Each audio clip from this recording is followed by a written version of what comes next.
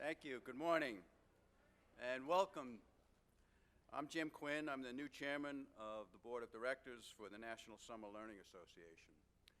And I thought before I got into some prepared remarks, I should tell you about my credentials in education. Long and deep and old. I actually used to drive a school bus when I was in college. And that worked out to be a terrific job for a college student because the schedule worked so that I could still do all those fun things you want to do while you're in college while I was earning a living. It also gave me some insight at the age of 21, 22 of what parenting was going to look like in the future. And I drove the bus all year through school terms and for summer camps, and I had all age groups, kids, the toddlers, K through 3 or 4, who were just kind of sweet and adorable, and they would clamber up on the bus and they would sit quietly. And I had runs where I had middle school kids, they're starting to get to that awkward age. Still not a problem on the bus, they weren't trying to torment me, they were just trying to get through the day like anybody else. But then you had the high school students, those teenagers that, almost pathological period in a person's life called adolescence. And they were just a handful all the time. And, I've raised kids now. We got through that too, to get them to adulthood. But it caused me to reflect on the biblical story. You're probably all familiar with the story of Abraham and his 12-year-old son, Isaac, when God came to Abraham and wanted to test his faith. Do you recall this story? And he asked Abraham to sacrifice his only son, his 12-year-old son, Isaac. And do you know why God came to Abraham at that time? Because if Isaac had been a teenager, it wouldn't have been a sacrifice.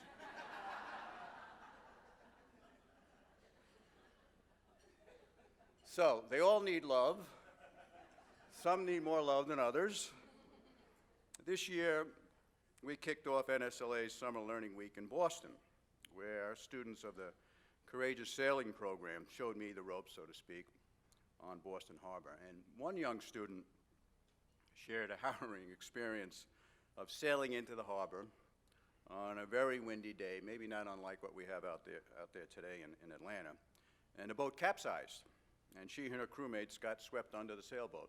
There was a lot of adult supervision around, but they worked as a team to right-size their boat, and then she recounted how the experience taught her the value of listening, of teamwork, of leadership, and of giving constructive advice.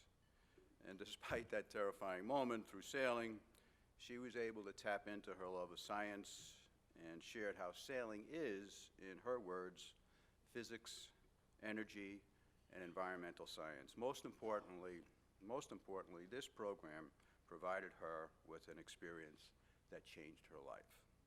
Summer changes everything. And that's the title of our conference. It says it all. Summer changes everything, for better or for worse, for our nation's children. And this has been the driving force behind our work ever since Dr. Matthew Boulay founded this organization more than 25 years ago. As an executive at Tiffany and as an independent director for other public companies, I know something about good investments. And I've served on this board of NSLA now for over 6 years because I strongly believe, absolutely believe, that investing in quality summer learning experiences for young people lays a solid foundation for building our leaders of the future. And to me, that's the best return on investment for our communities and for our children. So we're delighted to kick off our national conference, Summer Changes Everything, in Atlanta, and to shine a spotlight on the great work underway here to improve the lives of children here and throughout the state. They understand that summers matter and have made it a priority to reach all students over the summer months to ensure they have chances to read, learn, and grow. This community is also walking the walk when it comes to ensuring children benefit from research-based, high-quality standards for after-school and summer programs. I'm so pleased to introduce the biggest education champion of the Peach State, Georgia Department of Education State Superintendent Richard Woods.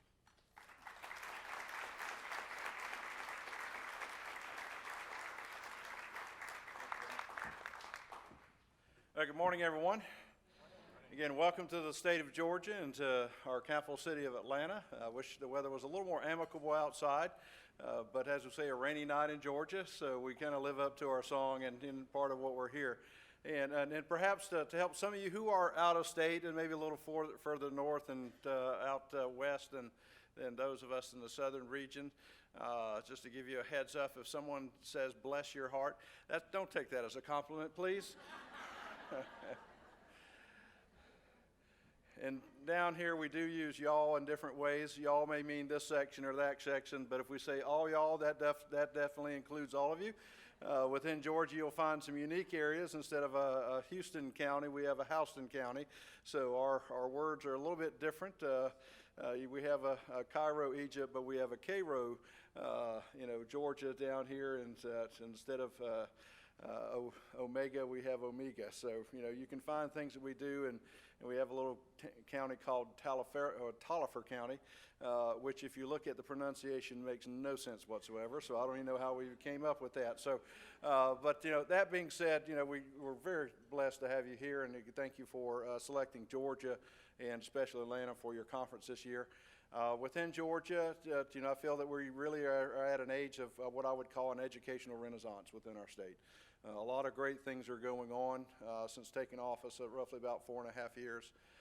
For myself, being an individual who worked at the school level for 22, 14 years as a high school teacher and coach and club sponsor and doing all the things associated with high school, but also being an administrator for 8 years as well. And seeing the transformation and seeing that from the eyes of really what I'd say where it counts, and that's the school level. For myself coming in, I thinking, where do we want to become, or what do we want to become as a state, and really to look at overcoming some perception, I think, whether it's nationally and even inside the state. For myself, what I found out is that I think with No Child Left Behind, everything became about the test. It became about accountability. It became, about data points, and that's what our kids became. They became numbers on a spreadsheet. And for me, coming into office, it was let's start talking about kids as being kids. Recognize them as individuals who they are and reaching them, day in and day out. And, in 4-year summer, programs and things we have, the most important thing we do, is we look at building relationships with children.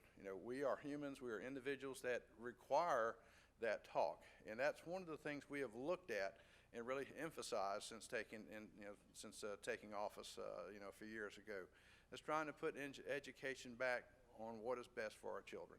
Expanding opportunities throughout the state. I think we look at that. We understand that not every child's going to a 4-year university, but you can make a great living with our career programs as well. In fact, I tell people, I said this past Christmas, an individual come out and replaced my heat pump, and I paid for his Christmas. He did quite a good job, But it is trying to look at allowing our young people to pursue things that they want to enjoy, things that not seeing work as a career, as a job, but as a career, something that they want to invest in and they enjoy. And I think that, what you are doing here today is you are here because you enjoy what you're doing. You have a passion for what you are doing.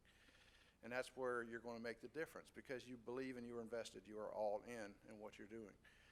Talking about, summer, I think as we look at, for many of us, I think in education, many people still think we get 3 months off, and that's, a way of a fable of the past. But education continues year-round for us, in public education.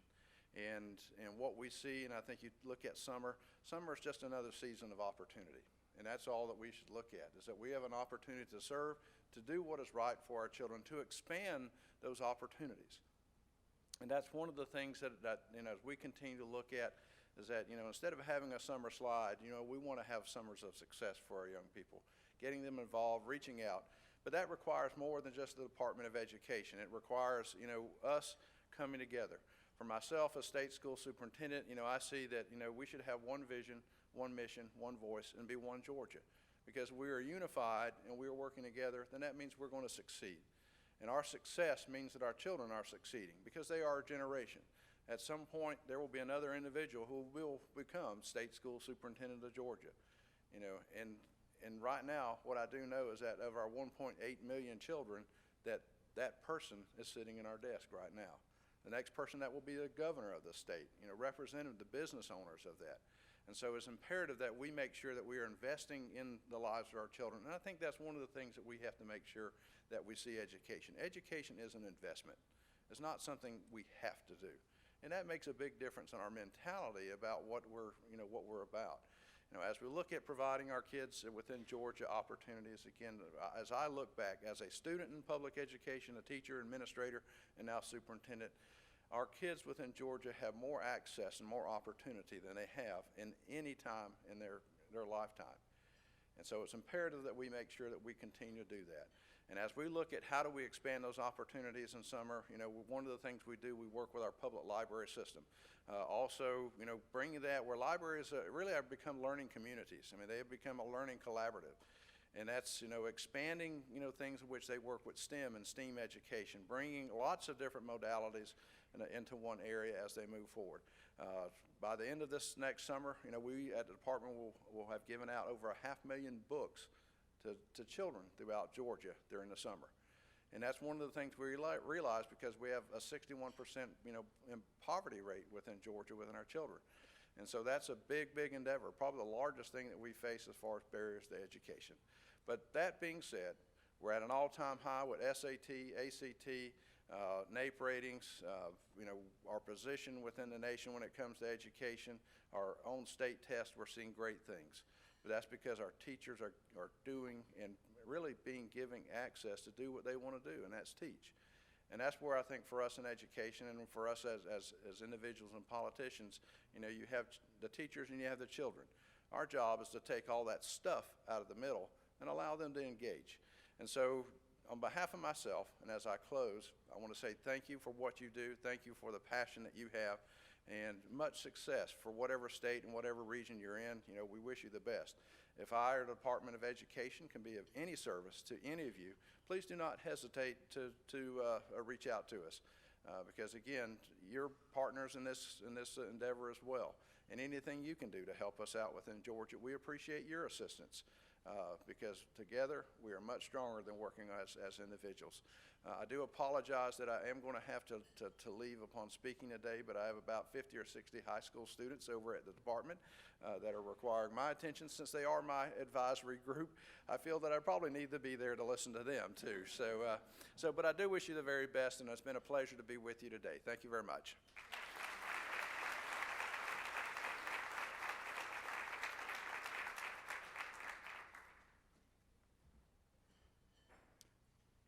Thanks very much, Richard, and for reminding us what summer is as a great season of opportunity.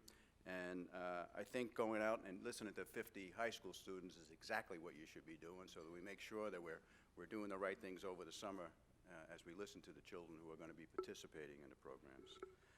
So in our work, and as NSLA's work across the country, we know that when communities invest deeply in a holistic approach to summer learning, they reap immeasurable rewards in stronger schools, safer neighborhoods, and a better prepared workforce. And this is the notion that's anchored NSLA's work for over 25 years. I'm very pleased to formally introduce, no stranger to this movement, Aaron Dworkin, the new CEO at National Summer Learning Association.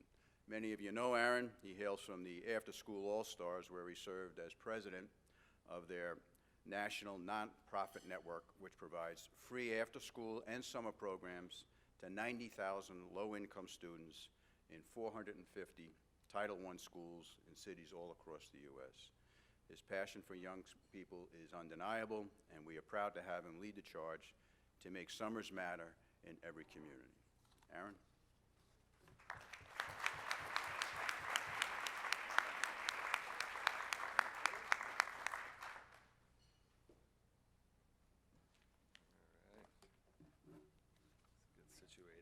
All right, good morning, everyone. How you doing? All right, we'll try it again. Good morning, everyone. All right, I know. I'll get you more coffee. Don't worry.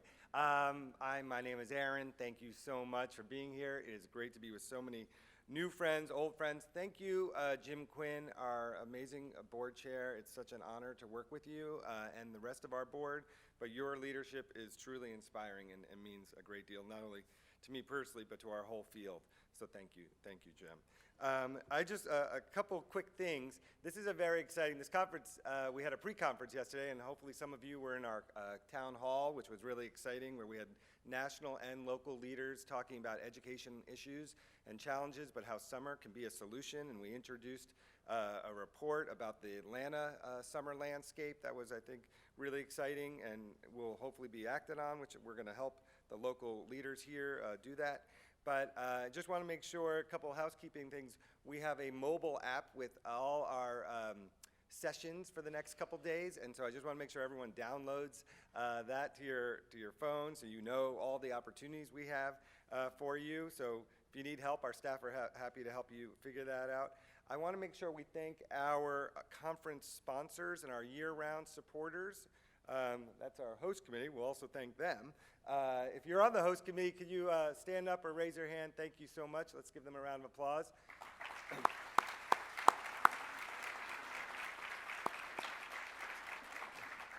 We couldn't do it without you. Thank you so much for inviting us and setting this up. I also want to point out and thank our organizational colleagues and hosts, the United Way of Greater Atlanta and the Georgia Statewide After School Network. They are our official hosting partners and really helped us pull this together. So let's give them a round of applause. Thank you. And again, we have a lot of sponsors, exhibitors, a lot of folks who've invested in this conference, who are investing in all of you to make this happen. And thank you to all of you for the work you do every day, all summer long, and everything you do during the year to set your programs up for success. It's making a huge difference in the lives of millions of children. And we have just such an exciting conference, and we'll talk about it. But as most of you know, the mission of NSLA is to combat summer learning loss, well documented, about what happens over the summer and how some people and some young people don't have opportunities and they fall behind, and some other millions of young people do have lots of opportunities, and there's a lot of data to show that they're able to propel forward. And how do we close both the achievement gap and those opportunity gaps? And our vision for doing so, with a focus on the most vulnerable youth in the country, the 20 million young people in America that are on the free and reduced lunch program, how do we together, collectively, make sure that every young person can access and afford a high-quality summer learning program, either at their school or through partners like libraries, parks and rec, public housing? Maybe they have the opportunity to go to a high-quality summer camp. Could be overnight, could be a day camp. And as they get older, how do we ensure that all young people can have the same opportunity as others with more resources to do an internship? And this whole idea of an unpaid internship is really, in my opinion, inherently discriminatory against low-income people. Who could afford to do an unpaid internship? So how do we all together raise our voices to make sure that we create internship opportunities for young people, older young people in their teens and whatnot, to learn about careers but get paid while they do it, and then summer jobs. So all of these are forms of summer learning. I think together, and with more people that are even outside this room, we can make sure every young person has these opportunities every single summer. And that's really exciting. And the way we're going to do that is through policy and through partnerships and through best practices and sharing and learning from all of you. And then mostly what we're doing today, investing in our people. And that we're in a people business here, and it comes back to relationships, and we're going to focus on that. And you're going to learn a lot about that through our conference.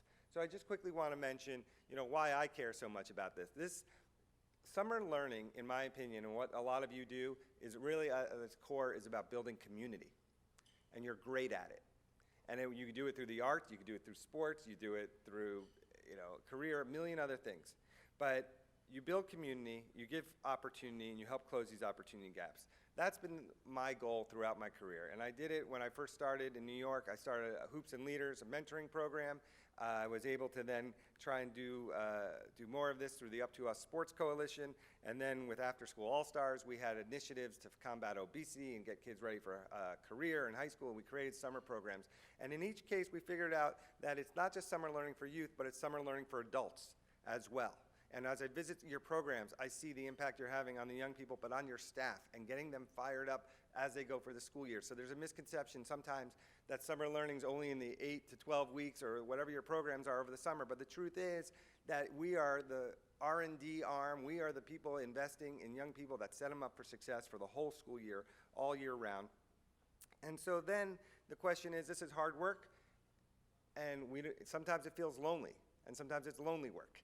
But if you look around this room, and if you take the initiative to get to know people and learn from people, you'll realize you are not alone. And we are all here to help you, support you. There's great expertise in this room, and we want to make sure you all could tap into each other and learn that, and to connect dots, because we know we have a lot of silos in education, but summer is a place where we can break down those silos and bring people together and help young people. And the last piece I want to mention to you is, like, why now?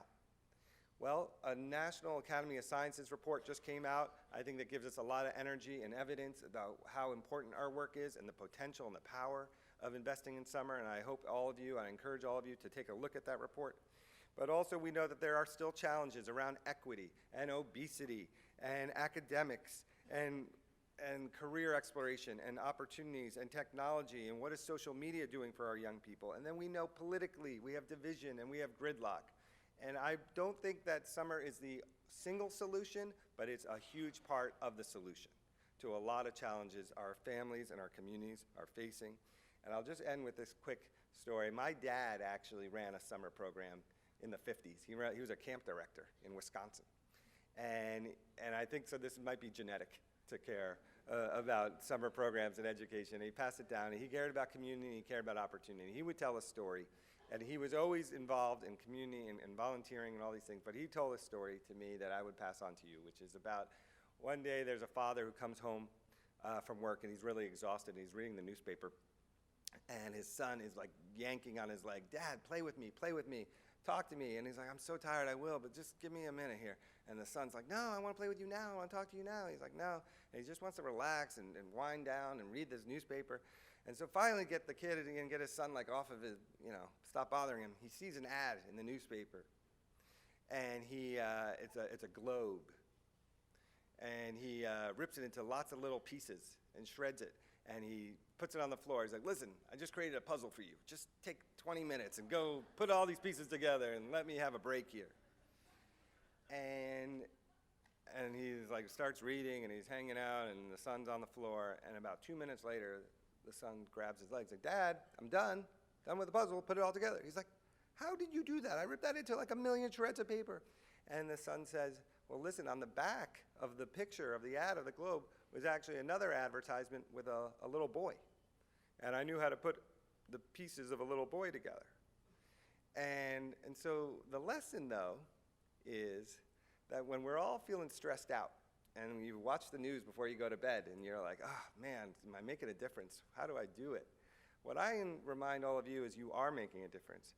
But the way we do it, and we're going to talk about these model programs, is by investing in our children one child at a time.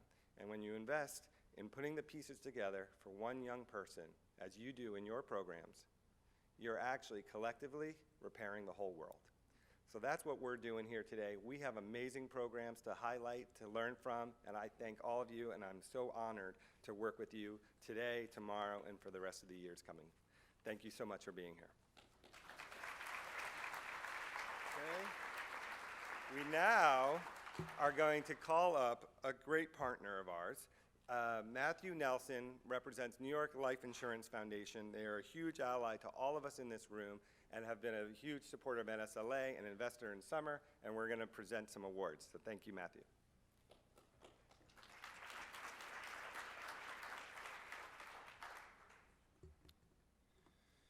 Thank you, Aaron, and congratulations on your new role with NSLA.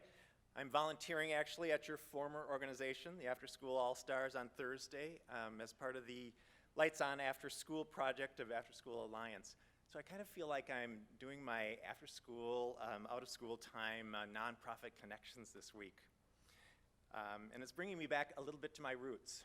Back in the late 1900s, when I was cutting my teeth on nonprofit service with Campfire Boys and Girls, as it was called then, I oversaw all of our after-school and out-of-school time programs. But I, like I suspect many of you in this room, didn't have a lot of contact with our youth and our kids, and so I never really expected to have a huge impact on them personally, directly. They would stop by my office, of course, and I would visit programs and see them, but I didn't expect to make a difference. That is until a few years ago when I received a call from Anthony. Anthony was a tough African-American kid who lived in a gang-affected neighborhood where we did some programming. He was smart, a little bit of a smart aleck. Despite his tough exterior, he was had a big and sensitive heart. He tracked me down 15, 20 years after I had interacted with him at Campfire, just to say how much he appreciated me as a role model, as someone who believed in him and supported him. I never expected it. Never thought I was making a direct personal impact with these kids. You never know. You never know the impact you make. So thank you for bringing me back to my nonprofit roots, to that out-of-school time space. But we do know that we make a huge difference, that we're making a huge, huge difference in kids' lives. And so I'd like to present a few awards claiming and showing you some of those amazing things that have been done. For more than 25 years, NSLA has been the voice and force behind summer learning. With the Excellence Awards has showcased exemplary and innovative programs that help young people grow and thrive, the ones that sparkle and pop. New York Life Foundation is a firm supporter of out-of-school time programs. Our education grants focus on supporting organizations that provide out-of-school time activities for middle schoolers making that transition into high school. Before I present this year's Excellence Awards, I'd like to congratulate all of the winners, and let's start that presentation by a round of applause for the winners, for the importance of summer learning, and for all the work you do. You have on your tables a program that can tell you all about the Summer Learning Awards that we're going to speak about in a moment. So first we head to Austin, Texas for the first Excellence in Summer Learning Award, where the Andy Roddick Foundation puts families first and lessons come to life around superhero theme, flying bats, and echolocation.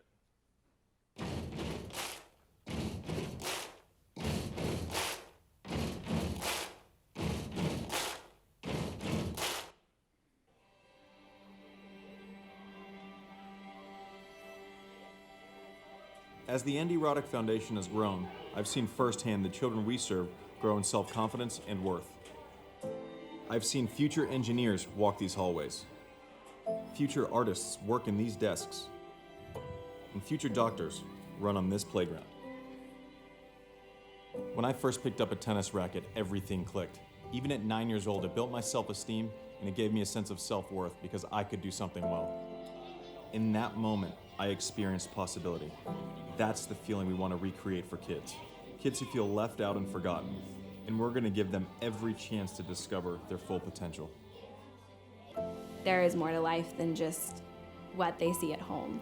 Being a part of that and opening up their world has been amazing. There's so many kids who return every year, and so we see them grow after each new school year.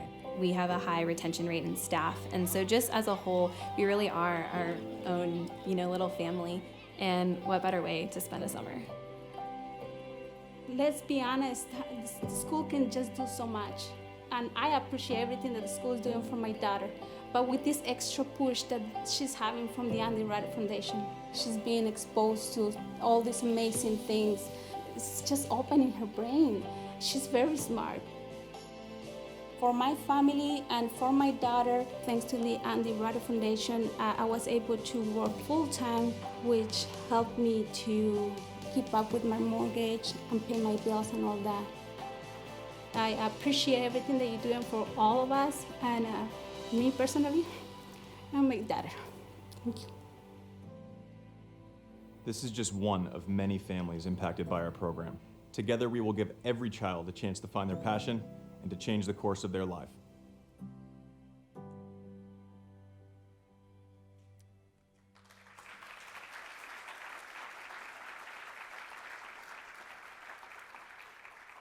Please welcome Mary Riggs and Bridget Mejia from the Andy Roddick Foundation.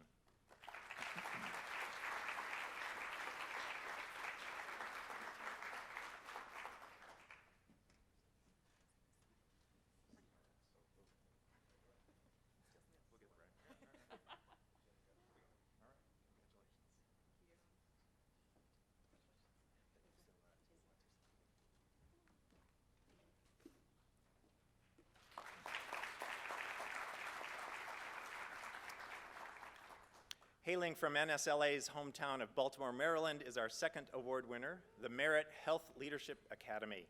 With a mission to reduce health disparities by changing the face of health care, their high school scholars may someday make breakthrough discoveries, solve public health crises, and change the world. Take a look.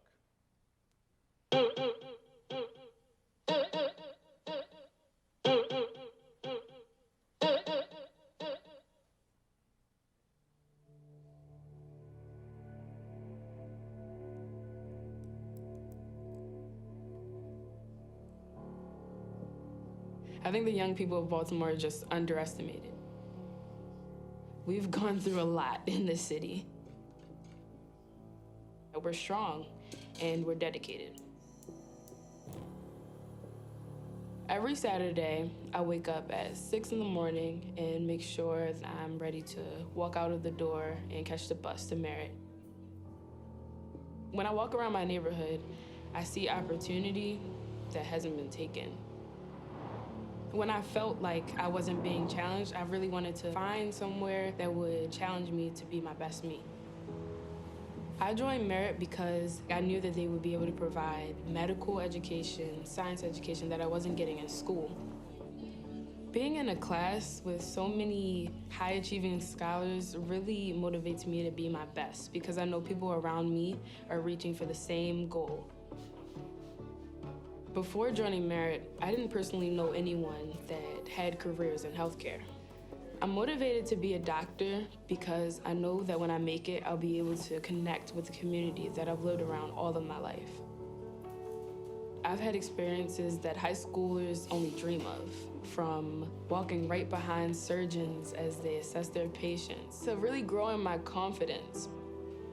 Before Merit, I never had a voice. And it's shown me that I can achieve really any dream that I have. And it's shown me that to do that is not easy. It takes a lot of hard work. My name is Zion, and I want to heal Baltimore. I'm a future public health professional. I am a future nurse. I'm a future medical researcher. I'm a future physician assistant. I am a future hospital administrator. I'm a future doctor. I am a Merit Scholar.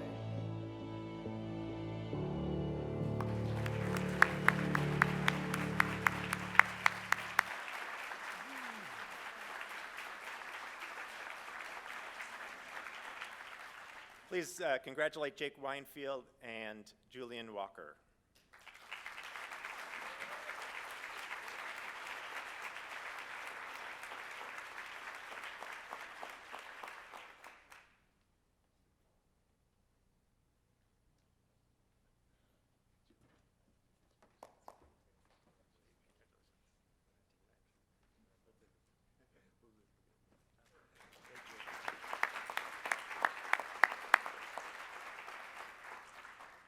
Breaking through cultural barriers and building confident learners is at the heart of ESL After School Community's summer program in Columbus, Ohio.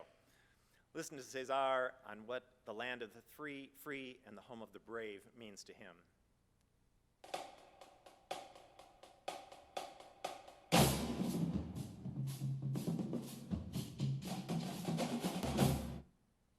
The ESL after-school community serves English language learners, primarily Spanish speakers. During the after-school hours, the program offers small group tutoring, physical education, enrichment lessons, and resources for parents. The program fosters a safe place by setting strict expectations on respect, cultural awareness, and academic achievement. My name is Cesar, and I am 10 years old, and I like to run. For him, the program, I've seen how important it is for him to have influences like like positive influences in his life. He has a lot of talents, and so in the midst of maybe like poverty or like just struggle, that he can still get the same opportunities as some of the other kids. I often think of our parents and our families, when we get to know them, like we understand our students better, and we're able to teach them better. But family is really important, and like being connected to one's culture and not losing it in the midst of a new culture. If we're here and it's the land of free and brave, we're allowed to be Mexicans and be here. It's the land of free. We get to stay. We get to do our own stuff. It's our freedom. It's not the president's. It's not our friends. It's not a president. It's not our mother or father. It's your own freedom.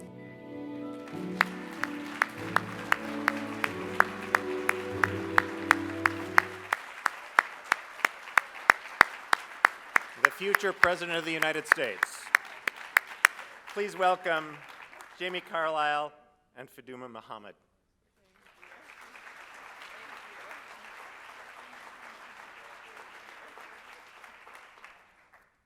Let's give them all a round of applause.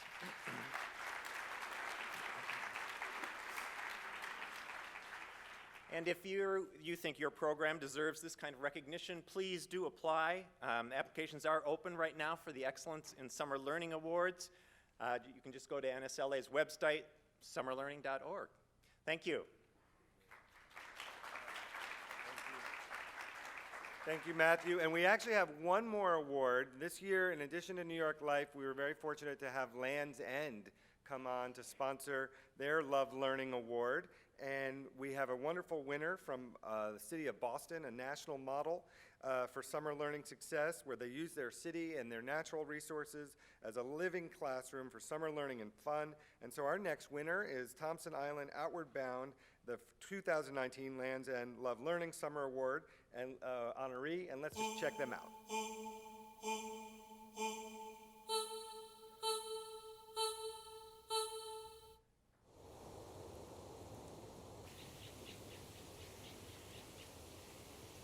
I think there's a type of energy that's around this island, and I think it has an important aspect of being different. You know, it doesn't look like this in Mattapan, it doesn't look like this in Dorchester, and it gives a student a space to be someone who they might not be somewhere else. It's almost like a new beginning. Growing up in the city, sometimes you feel like natural places are far away. And this is still part of the city, and it's literally in our backyard. When they come out here, it's really just about them. They've never seen that amazing view of Boston, the city that they live in, but it gives them the chance to kind of step out of it and see, and it's just kind of this meta experience that you see kids have. What's up, guys? My name is Lee. My favorite color is blue. This may, for a lot of our students, be the first time away from home. This is good. Yeah, right? The goal of the Connections program is to support the Boston Public Schools. Our goal and our objective is to take the kids out and show them that nature can also be a classroom. That's a great question. Why is it hollow? So basically what it does is it sucks up all the water. What do you notice about the crystal? Why is it so special? We want to find new and innovative ways to not only teach science content, but do it in a way that is engaging and that develops the student socio-emotionally so that they're not just learning this content now, but they're becoming more effective lifelong learners. The real transformative process is between nature and the kids. They come out here and all of a sudden they're rock stars, and they start to realize that maybe I am smart. The teacher feedback we get is not just about the science that the students absorb. It's also about the character development that they get along the way. And finding this island to be a safe space for them. Thompson Island is something special. It really is.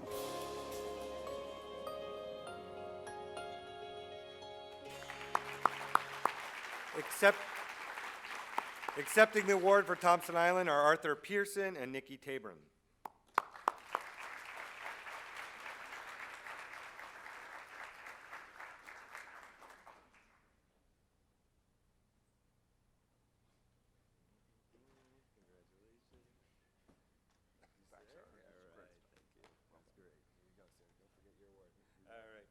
So, one last round of applause for all of them. Couple quick notes. Almost all of these winners are going to be on panels today and tomorrow, so they didn't have time to give their advice to you and learn from them yet, but you will have lots of chances to learn from them, so look them up in the schedule. Also want to make a note that our awards application is now open, and we had hundreds of applicants this past year, a record number for us, and so this was a very rigorous process, but it shows you the wide depth and variety of summer learning that's going on across the country. So thank you again. I would now like to call up a national board member, an education leader, a mentor to me, inspiration to lots of folks in the world of education and community building in New York and across the country. Rich Berlin is the executive director of Dream Charter School, formerly known as Harlem RBI. He's also a past award winner of the Excellence in Summer Learning Award. He began his connection with Dream as a volunteer baseball coach in 1994, and under his leadership, Dream has grown from a seasonal program with one staff member to a huge community-based organization with multiple schools and a national reputation. So I'd like to call him up to introduce our keynote speaker, Rich Berlin.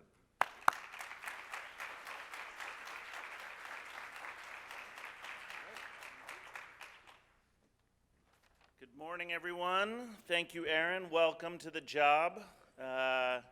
Great to see summer learning growing. So Aaron's done the stuff on me. So I thought it was a big deal when we won the Summer Learning Award a long time ago. I think we were the second class of Summer Learning Excellence honorees. And NSLA, which wasn't even NSLA then, was a far less evolved thing. And I didn't actually understand that what was happening was they would give you the award and then they would put you on the board to go to work this organization. I haven't figured out a way out yet. But our organization and the literally tens of thousands of kids we've served in summers since that time have benefited enormously from the wealth of knowledge in this room and in rooms like this over past years. People who have dedicated their lives to developing the types of programs that we just saw represented up on the screen. And I couldn't help but reflect as you watch those. There's no talk of bureaucracy. There's no talk of high stakes testing. There's no talk of sort of the grind that we often associate with the school day.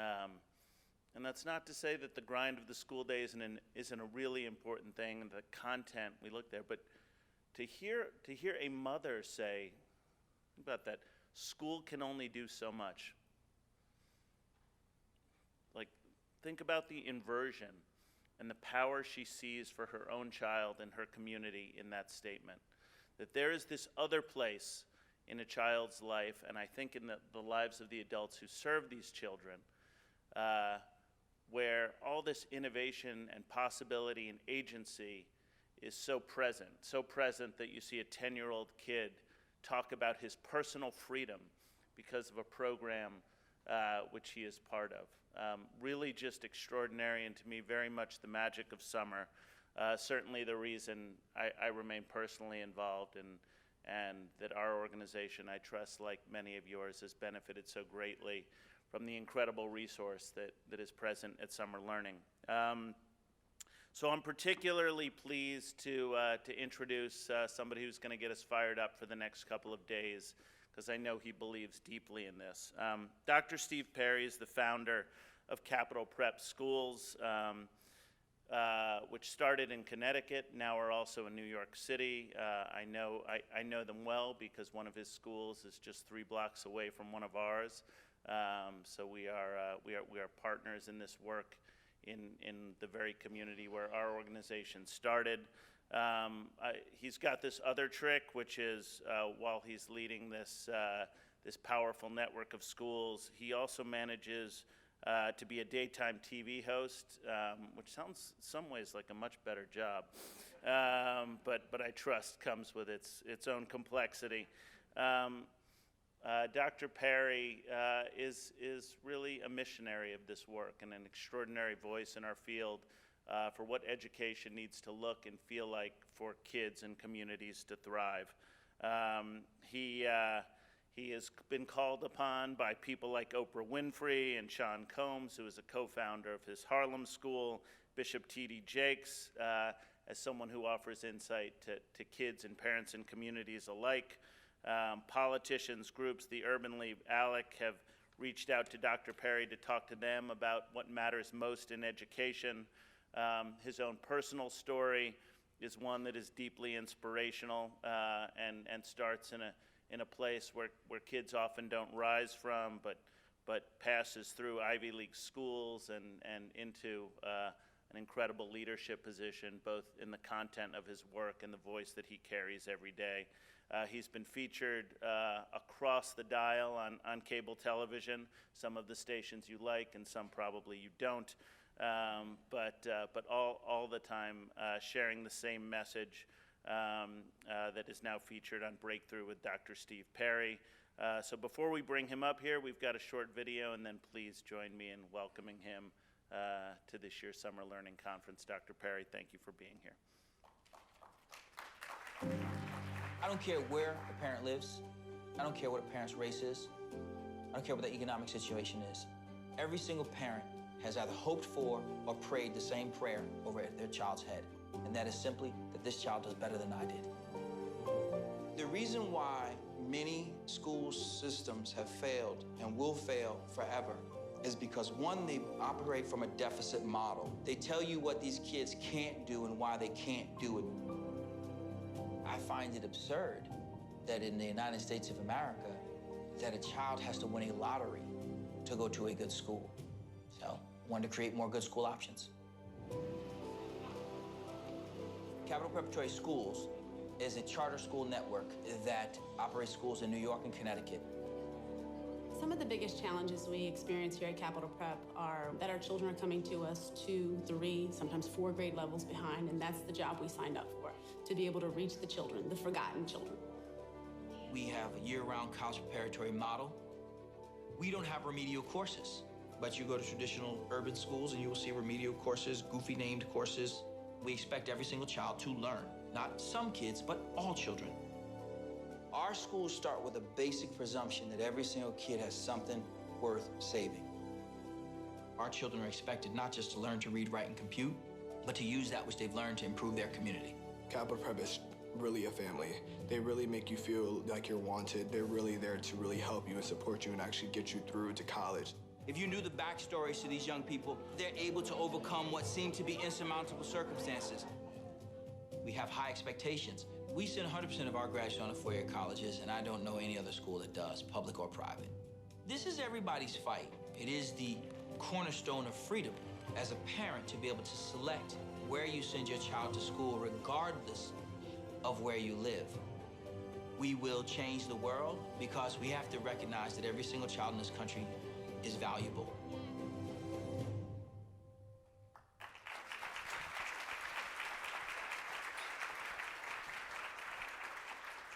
Here we go. Thank you so much, Richard. You know, to have to come all the way down to Atlanta to spend time with his brother who is literally 3 blocks away is, I don't know if that's a good thing or a bad thing. Thank you for your kind words, and really thank you for your inspiration. This guy has a beautiful building and a housing project, and I remember walking by it a couple weeks ago thinking, damn, had a little building envy, so you'll forgive me. I also want to thank each one of you here. I'm not just the hair club president, I was also a client. I say that to you because I want you to understand who you're looking at. I'm very fortunate in that I get the opportunity to travel many parts of this country, speaking to very talented educators and some not so talented educators. I get to speak to people in public schools and private schools. I get to speak to people on all sides of the political conversation. I get to engage in conversations with people who want solutions and people who just want more problems. But rare is it the occasion that I get the opportunity to engage with people who made me who I am. I was born on my mother's 16th birthday, third generation of poverty. And like so many of the children that you serve, the traditional public schools could not provide me what it is that I needed in order to realize a dream that I didn't even know existed. Now, it's strange that we even have a conversation about summer learning slide. It's absurd, really, because if you thought of nothing else, if you stopped working out for 3 consecutive months, stuff would stop fitting. Do not look at my suit. It doesn't fit the way it did when I bought it, because I hurt my ankle. That is my excuse for why I've not worked out. But for us to presume that anyone at any point in their life could stop doing something for 6 to 10 consecutive weeks, and that would not have an impact on that child's ability to perform is absurd. It's embarrassing. And to say that education doesn't stop during the summer might be politically appropriate when you're attempting to engage public school educators. But for parents who are raising children on a shoestring budget, who are scrimping and scrounging and trying to find ways to find something for this child that they have at home to do, they know damn well school stopped in June. They do not have the resources to summer in Paris. They do not have the wherewithal to go and find the latest, greatest thing to do online to improve their child's SAT scores, and they can't just buy their way into a fantastic college or somebody to take the test. So it is not honest to say that learning continues during the summer for the rest of us. For those of us who grew up in public housing as I did, as most of my children do, what I know is that this was our summer program. Lock the door, don't leave, don't let nobody in my goddamn house. If I see anything out of whack when I get home, that's your ass. Have a nice day.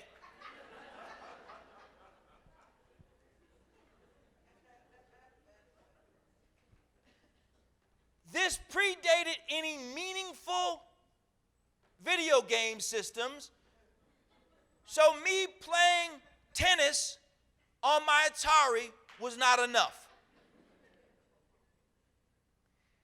It was because of a fateful day that an announcement came over the intercom that began to read my friends' names. With the following names, please report to the auditorium. This was not a new occurrence. We knew the drill. You keep your goddamn mouth shut. You don't know what they know. Don't give them anything. And so the names began. Douglas Highsmith, Cleon Francis. And the names that are coming up don't give us the pattern that we thought we had. Because I knew some of these cats were on the bus when we did some on the ride in. But everybody wasn't on that same bus. So as we made our way down to the auditorium, what began as a joke, which was, look, they don't know, so don't admit. turns into full-fledged arguments on the way down. Look, I didn't do it. And I'm telling as soon as we get there. A woman stood in front of us. Her name is Angela Banks Rankins. Ms. Banks Rankins looked across the auditorium. And she said, each one of you has been recommended for Upward Bound. She said, who wants to go to college? Now, not knowing what Upward Bound was, and not knowing if she was playing us, few hands raised. She said, no, really. Who wants to go to college? Rare was it the occasion that we would see a person of color in any position of authority in our schools. It's no different today. Many schools you can go to and rarely find a person of color in a position of authority, but that is not often the case in many of the summer programs. And as she began to explain what seemed to be blasphemous, I could see different people's faces change. She said, if you agree to participate in this program, you will go to school for 6 weeks during the summer. We were like, God damn. We really are in trouble. And then she went on to say, but this journey will begin with 2 weeks in the woods. We were like, hoods in the woods? What did we do?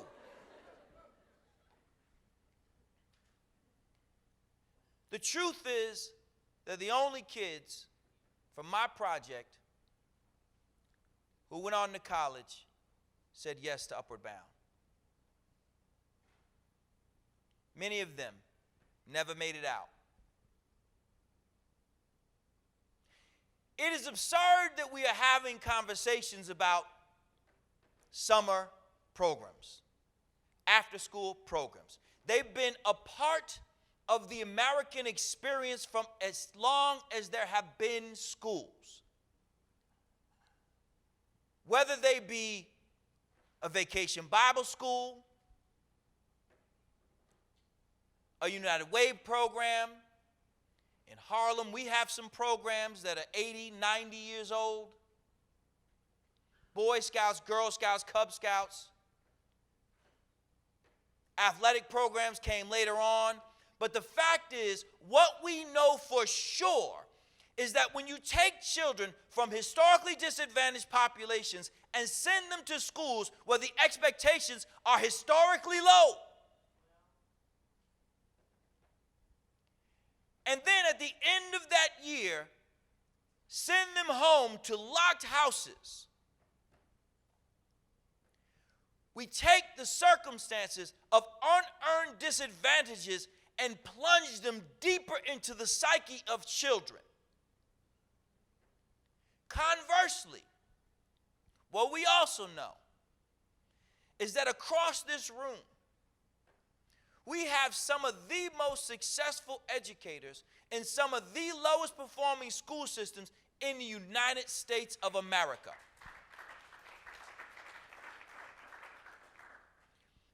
Without knowing each one of you, here's what I know. If we were going to determine, if we were going to study, if we were going to research whether or not education must be extended into the summer, we should probably spend time studying if water is wet or fire is hot. Because it's a silly use of our time. We already know the answer. The fact is, we should be asking the question, why are your programs not mandatory and embedded in the very consciousness, not just of our nation, but policy-wise? Why is it that we have to work as hard as we do to just exist? The sad truth is that for many people, It is the belief that poor people and immigrants who are of darker complexion, who are not Christian, don't want to learn. And so it is all too easy to forget or never even seek to learn that these families also want freedom. That they also want the freedom that comes with an understanding of what can happen when a child's mind is blown wide open. When I told you I was not just a hair club president, I was also a client, it was because I didn't just go to Upward Bound, I started in Upward Bound. So I went from being a student in an Upward Bound to a tutor counselor in an Upward Bound to ultimately starting my own Upward Bound program, where I would go to said schools and beg my way into whatever closet or desk or anything that I could just put something on. I would schmooze and push my way into principals' offices to get them to allow me to have access to kids who someone in the building believed had the capacity to go on to college and who were poor. I would build up relationships with guidance counselors. I would talk to people in the math department. I always wanted them to explain to me how it was that after a summer in which I had teachers from their school teaching our kids exactly what they were going to learn for the first 6 weeks, how it was possible for all of my kids to be put in remedial classes or silly, goofy name classes like extended algebra. Who likes algebra at all? Why extended? And they were often very kind to me, all but dismissive. I used their books, their faculty, and still I could not find a way to beat the system. Despite our successes as an organization, I struggled to get some of my colleagues in the traditional education space to see the value in providing an extended academic experience. I say that because so much of what you do is often overlooked by those of us who are in the traditional space. So many of us look at what appear to be kids playing and miss out on the key elements in moving children forward. You are building relationships with children that do not often occur in many traditional schools. Because at its core, in order for a summer program or an after-school program or out-of-school time programs to exist, you must have a genuine curiosity to learn whether or not the children have certain interests. You, each and every year, have to program into the future. You do not exist if all you do is what you have done every single year. You are the laboratories that actually lead the education conversation. Whether you're a library program taking your books into a barbershop, or you're a summer math and science academy, trying to find ways for children to have meaningful exchanges with science professionals, whatever your theme is, it is you who has to do what is necessary to push the envelope of education. It is all too easy for us to say, well, the tests don't matter. Well, they do. They do. My wife bought a scale, and it clearly was broken.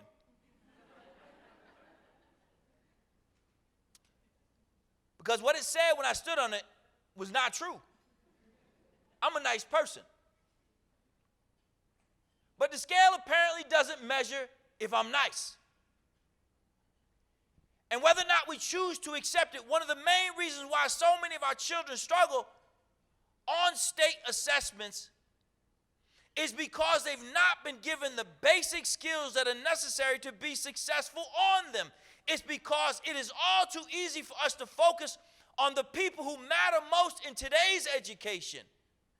It is not the parents who had a child on the 16th birthday, who are trying to find a way to keep their child safe during the summer. It is not the children who are saying vile things to one another on the internet, who are bullying as a way of communication. The conversation in education has shifted from the community to the employees. In virtually every place except for the work that you do. When someone decides to work a summer program, they are deciding to work a summer program. That means bug bites. That means long hours. That means crying kids and parents. That means calling the parent and saying, you know, Mom, the program still ends at 5 o'clock. Every day. Yep, he's still here. I recognize you're on your way, but you've been on your way for about 45 minutes. Sure, I'll bring him home. What you do is what education was always designed to do. Meet the community where it is. You who start programs or extend programs, find yourselves working in facilities that are borrowed or on loan or just in your mind. There is no facility. You are where the kids are. You are in a park, a garage, a library. This is the key to education. And it's the reason why that mother said what she said on the film. It is the same reason why we started our first school. At the end of one of our 6-week summer academies, a mother sat in my office and she started to cry.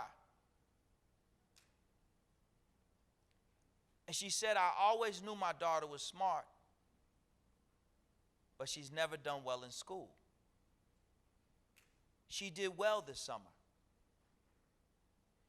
She said, why can't this program become its own school? Capital Prep Schools is an extension of a 6-week summer academy. All of the people who worked with us that summer were among the founders of Capital Preparatory Schools. We will celebrate our 15th year of operation this year, and we will again send 100% of our graduates on to 4-year colleges.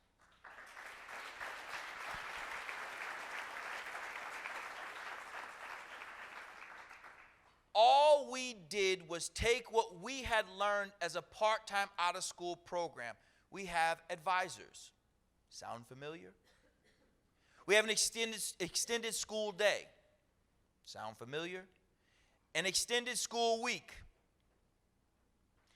And an extended school year. Our school year is 201 days. Until we moved down to New York, where the schedule is different because state testing ends in June, so we couldn't do some of the things that we do. Our school year started on July 5, when most summer programs begin, a couple weeks after the end of the school year. And went to the second week in August. Sound familiar? Took 2 weeks off, then started back up. All we did was take what we learned as a summer program and used it as a foundation for our school that made us ranked as U.S. News and World Report top performing high school in our second year of operation. All we did was take those kids from the summer and bring them to our school. Now many of those kids are my colleagues in our schools. See, what you do works. When I say I'm not just the Hair Club president, I was also a client.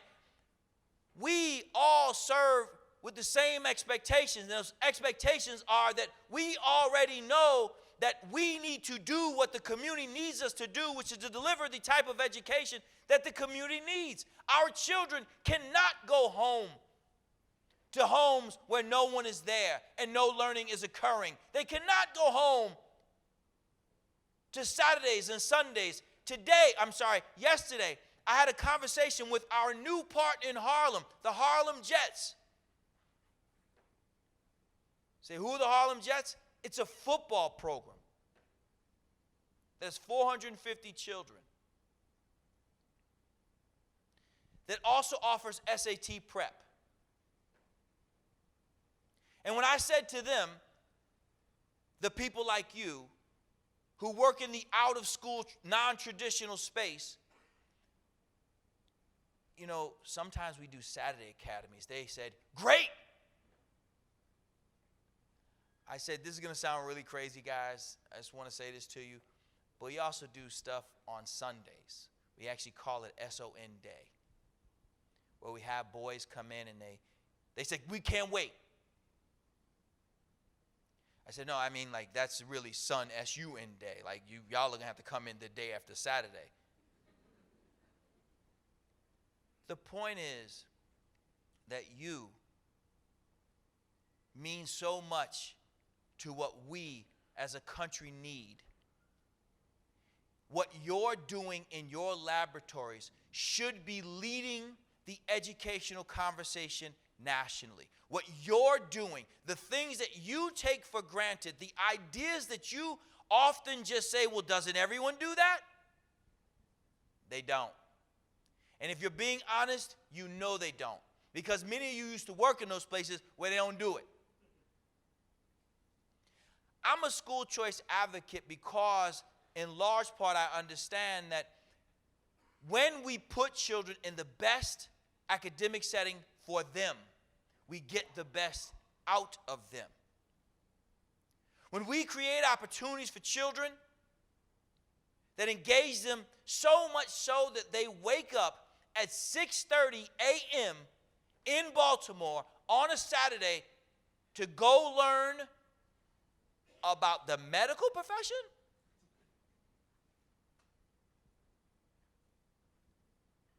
You've tapped into something very special. When in that same school district, the chronic absenteeism rate is up around a third. Now, unfortunately, there's an implicit racism that is so deeply embedded in the subconsciousness of American educators that we often overlook it when we hear some of the things that they say. When you hear people say things like, well, the reason why your programs have such a high success rate is because you handpicked the kids. Those kids were going to make it anyway.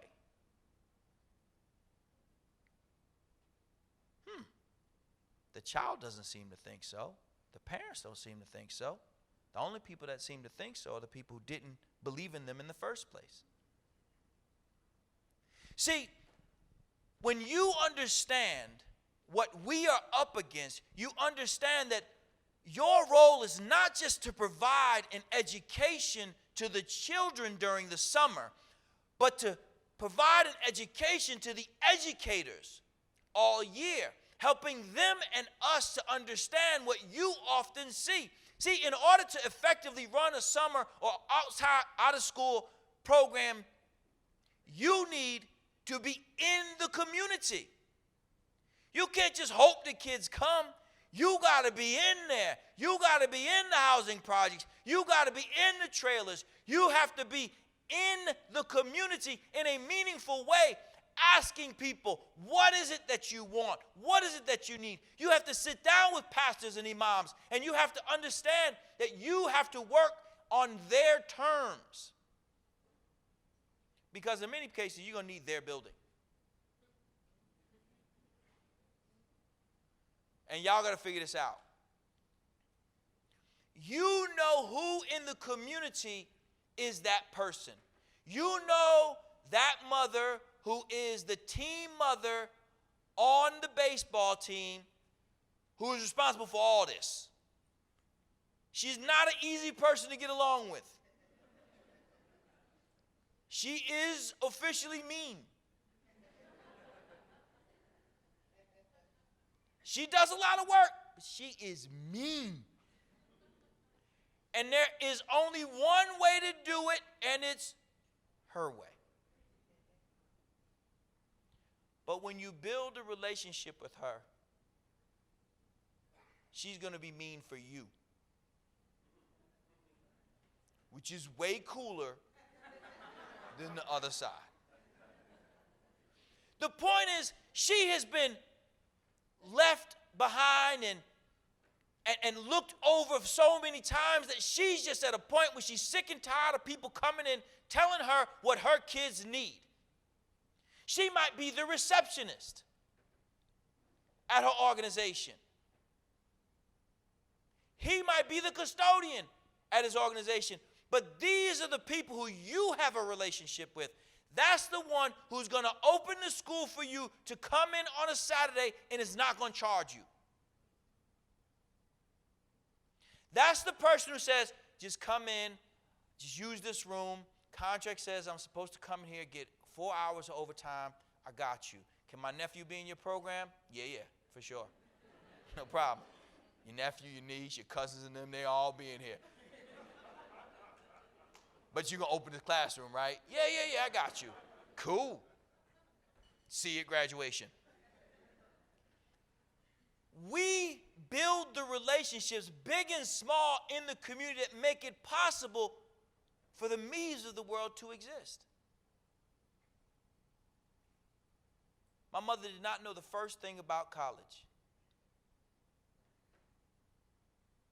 For her, giving birth to me when she did, it was essentially a professional death sentence. She was only going to be a mother. She didn't know the first thing about a FAFSA or college application, but the program did.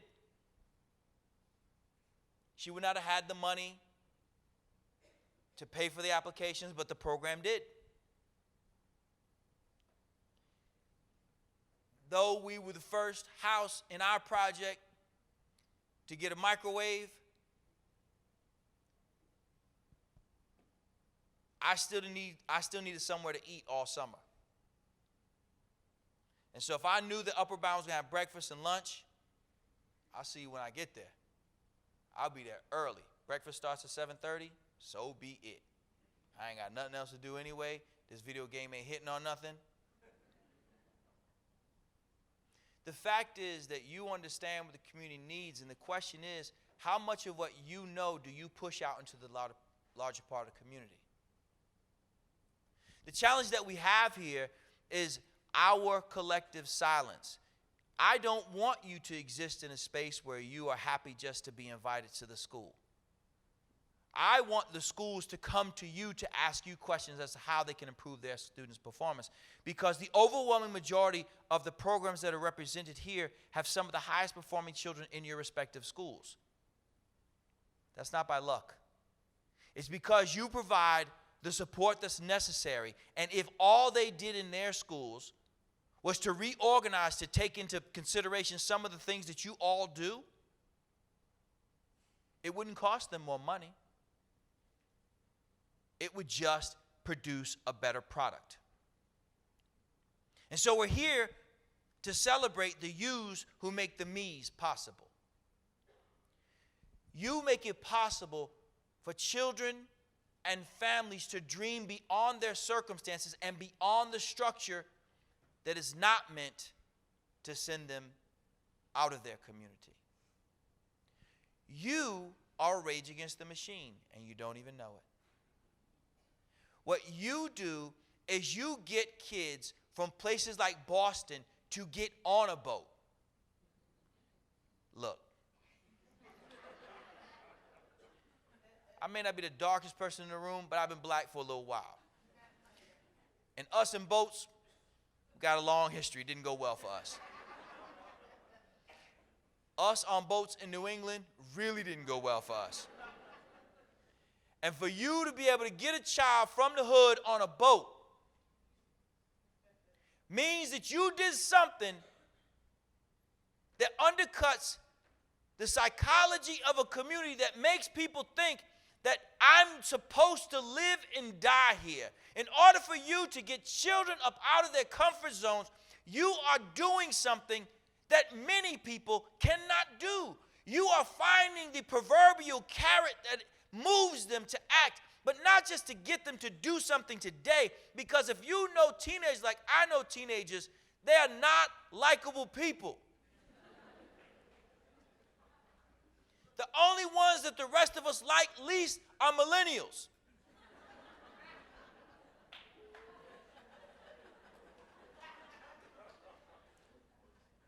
See, they're nervously laughing, the older people like me, because they're like, I got to work with these people. But I hear you. The fact is that when you can get a child to see themselves on a boat, in an operating room, running a hospital, going to college, doing something other than what this society has told them that they must do in order to stay a member of their community, in order for you to get them to see beyond themselves, you have to see beyond who they are. You have to look into a place that they don't even know.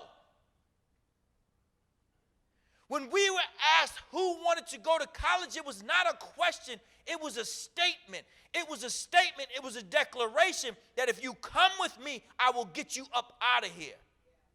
If you trust in me, if you believe in me, I can change your circumstances, not just for you, but for your family. Not just for your family, but for your community. And in many ways, I can get you to transform the way in which other people see themselves.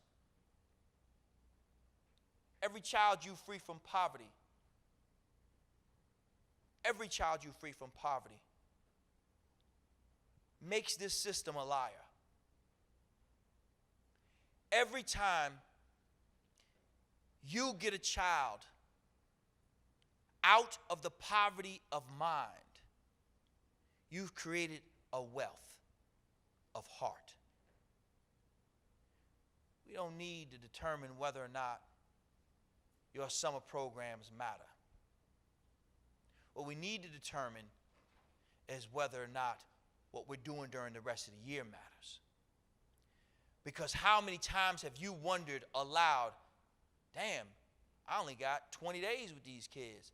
If I had 180, what could I do? Well, I took your 20, added it to 180, and I'll tell you what you could do. You could open schools and open minds. You can push further than where we are, and you can partner with those who already have schools, who want to do something, who want to, as we say, who are about that life of moving our community forward. Don't see yourselves as just part of the summer, but see yourselves as the solution, the same solution that we've been looking for since we started education. See, I know that y'all get it as a community because this is almost like a black conference. Well, you started on time, so that's what the almost part is. But y'all got vendors. And everybody who's ever been to a black conference knows you cannot have a black conference without vendors. We will have vendors at a funeral. And we will put a piece of paper on your card telling you where the next event is, because the streets be talking. What this shows me is that you understand that as a community, we need more than just a traditional academic experience. We need the whole community in the boat, traveling across Boston Harbor and opening up their minds and hearts. We need the entire community waking up at 6:30 trying to find a way in, because what you don't recognize is as summer programs, you are often the first way in which a person who's not from the educational space enters into the educational space. You actually bring business people and other volunteers into education who would never in their lives consider it. And when they did try to do it somewhere else, it was not helpful because those people were not welcoming. You have created multiple opportunities for business people and ball players to be part of the educational experience. You are the entryway for so many people. You understand what we're fighting for and who we're fighting for. You made the me's of the world possible. I, in many ways, am likely among the least impressive graduates of a summer program that you will ever meet. There are so many who've traveled so much further than I have, whose poverty was much more pronounced than mine, whose violence in their homes was more steady than mine, whose family was in prison longer than mine. You today are dealing with children who are 4 and 5 generations deep in some of the most difficult circumstances that America has ever produced, outside of slavery itself. No longer are we bound by the chains of a nation, but in fact, we're bound by the limits of hope. You are that pinhole in a very big dark cloth.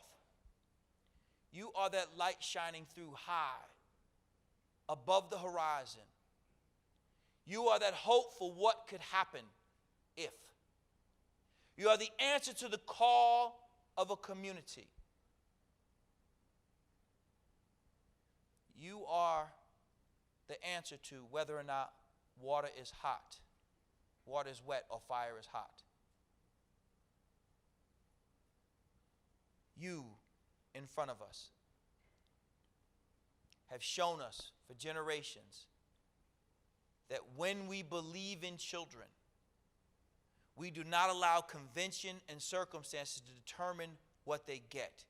We get them what they deserve because we see who they can become. As you spend your time here, I need to push you to see yourselves beyond where you are as organizations, not just serving more children in your respective space, but making sure more children are better served no matter where they are. Push yourselves to think beyond convention, because even those people who are beyond convention can become conventional.